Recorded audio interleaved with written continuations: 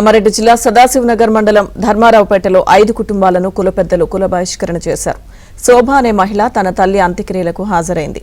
అయితే వీరి కులానికే చెందిన మరో వర్గం వారు శోభ తల్లిదండ్రులకు సంబంధించిన 5 కుటుంబాలను బహిష్కరించారు.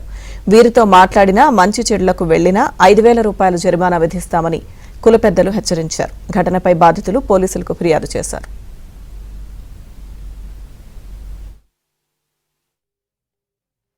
నేను ఆగస్టు 31కి మా అమ్మాయి చనిపోయింది.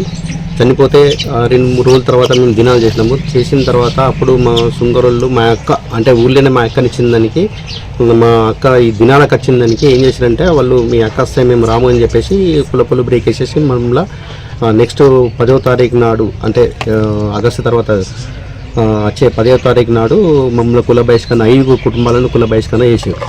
నన్ను సుంకరిళ్ళకి వెళ్ళి మెట్టిళ్ళకి ఇచ్చారు సార్. ఇస్తే మా అవ్వ చనిపోయిందని వచ్చిన నేను వస్తే ఇక ఆమె భర్త ఉంటే మేము రామని పోయిండ్రు.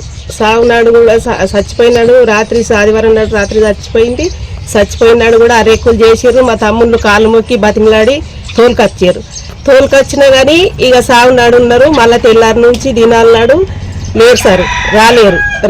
వాళ్ళు ఉంటే 2 మొగలు ఉంటే మేము రామని రాలేరు. మా తమ్ముళ్ళకు కూడా పైసలు ఇయ్యలేరు, భవన్లు ఇయ్యలేరు. మా తమ్ముళ్ళు కిరాయి తెచ్చుకొని ఆ రోజు ఇళ్ళగొట్టుకున్నారు. మా చిన్నమ్మోళ్ళు అవ్వని మా ఆడబిడ్డ అత్తే కూడా ఆమెను కూడా పక్కకు ఉంచారు.